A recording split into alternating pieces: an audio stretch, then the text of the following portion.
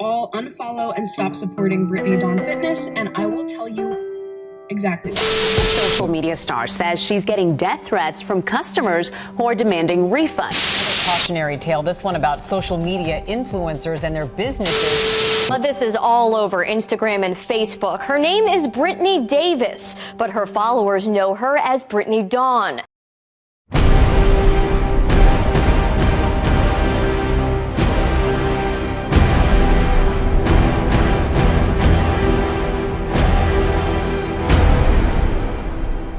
I'm basically going through uncharted territory, and I'm doing the best that I can to the best of my ability.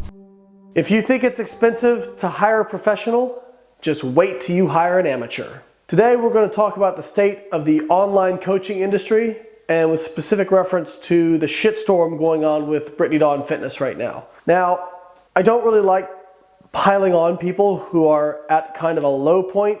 I've been there. So I'm just gonna try and bring you guys up to speed if you aren't familiar with what's happened. So there's a gal named Brittany Dawn. She has a very large online following. I think in excess of 500,000.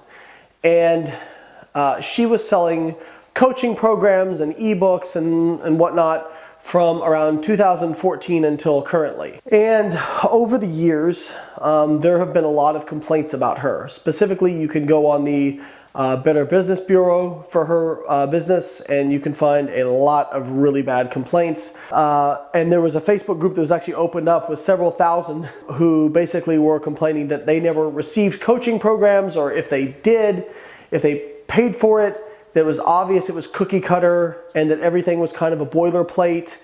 Nothing was personalized as it was advertised it was going to be. They didn't receive ebooks that they paid for. What else was it?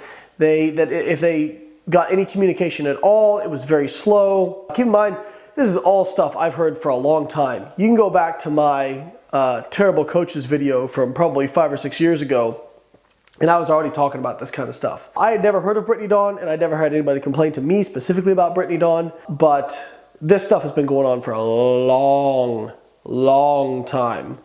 There was also complaints of her putting girls on extremely low calories and those sorts of things. So Cassidy Campbell, who runs a funny YouTube channel where he pranks people. In fact, you can go back to my Olympia video, and he actually pranked me good. So Cassidy basically confronts her at an expo as a parent. He's got a fake mustache on and that sort of stuff, and he's like, you stole $200 from my dollar. Excuse me, I have a question. Yeah. You look familiar. Yeah? You look like you stole my daughter's money. Are you kidding me? I ain't kidding you. Yep, you took $200. Hey, this woman took $200 from my daughter. I'm gonna ask you later. Can I get my money back before I file a complaint on her? It ain't nothing with you, but the fact that she stole $200 from my daughter from her fitness plan, blocked her on Instagram. I'm gonna need you to step and while out of she my hiding booth. back there, she can't handle it. I'm gonna need you to step out of the booth. All right, sir, because I'm about to call the police if I don't get my $200 back. I'm not an expert on body language or interpreting people. If somebody had approached me that way, probably the first thing I would have said is, oh my God, and started thinking like, what did I do? Who's your daughter? Like, what do you mean? She immediately grabs the guy in the booth and says, you know, basically go deal with him. Well, that video goes viral, and after a couple of days, it actually, all this stuff comes out on starts to come out on mainstream websites. She issues an apology video. I apologize to anyone who feels like they got scammed from me, and I genuinely promise that my intentions from the start were pure. I wanted to help and impact as many women as I could because I felt like this is why I was given this incredible platform. I've done an apology video before, and what I will say is most people don't do apology videos very well. Hopefully mine was okay. Don't do an apology video unless you're actually sorry and you don't put any qualifiers on it and you just say, I was wrong. In the apology video, I watched it. Again, I don't know somebody's intention. It didn't feel very genuine to me. And a lot of people were saying in the comments, you know, she's not even offering a full refund.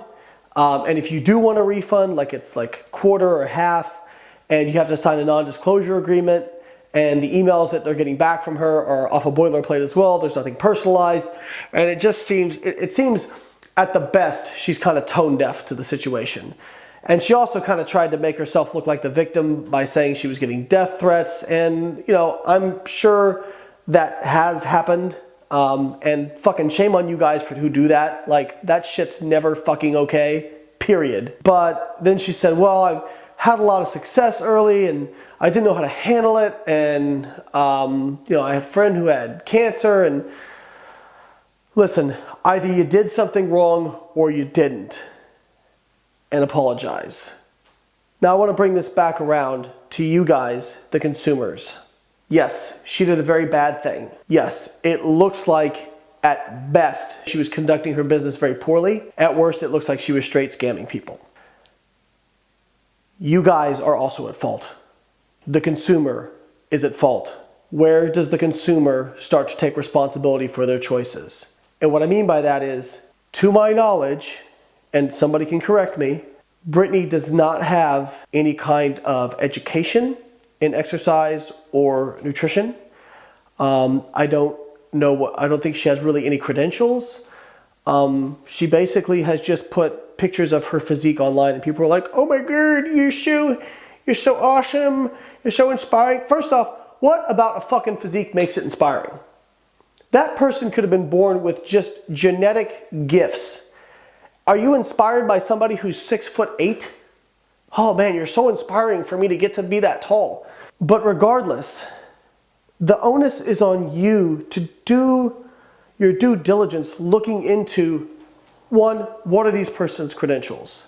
If their only credentials are they look good and you hire them, I'm sorry, some of that's on you. Some of that's on you guys. Now again, I don't want to get into victim blame here, but I also want to point out that if you don't want to have this happen to you, don't hire people who don't have credentials in what you're looking to do, okay? If I was going to get into a hobby, and I have hobbies, fishing, I like target shooting, I look at people who have credentials. So for example, I've taken a tactical rifle class. And that was done with somebody who was a member of our military's elite special forces units, all right? So this is somebody who, you know, they basically had an education in handling weaponry. I'm not gonna go out just because some guy puts nice photos of him shooting targets on Instagram and say, yeah, I'm gonna hire that guy because he looks like he'll be good. Please, do your due diligence. A lot of people think it's expensive to hire a professional. When you're giving somebody the reins on your nutrition and training, you're giving them the reins on your health. Be discriminatory. Don't just hire the first person that you come across. If you think it's expensive to hire somebody who's good, if you hire somebody who's crappy and pay a small amount of money, they're gonna fuck you up and then you're gonna have to pay a professional to come in and fix everything and unfuck it, okay? I know because I did this for years. After I put out those videos about bad coaching and metabolic adaptation, I probably worked with about 500 people who had been fucked over by bad coaching. It was a really frustrating experience because I'm a very empathetic person and it was tough to listen to some of these stories of people. 16-year-old girls getting put on Clyn and Anavar.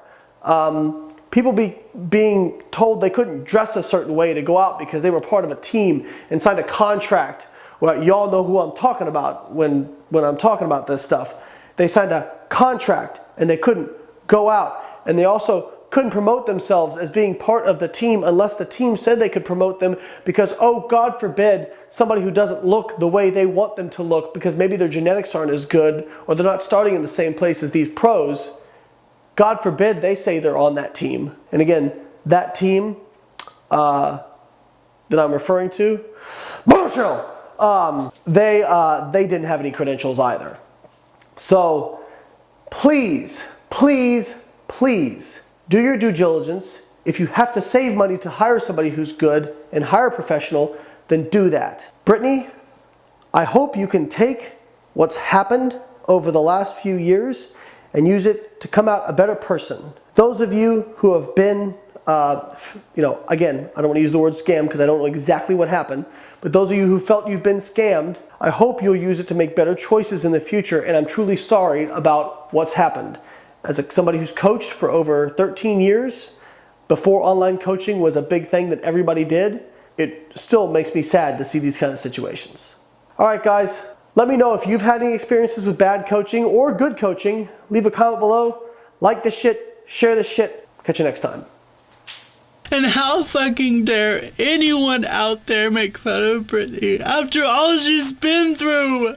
She's a human! Leave her alone! Leave Brittany alone!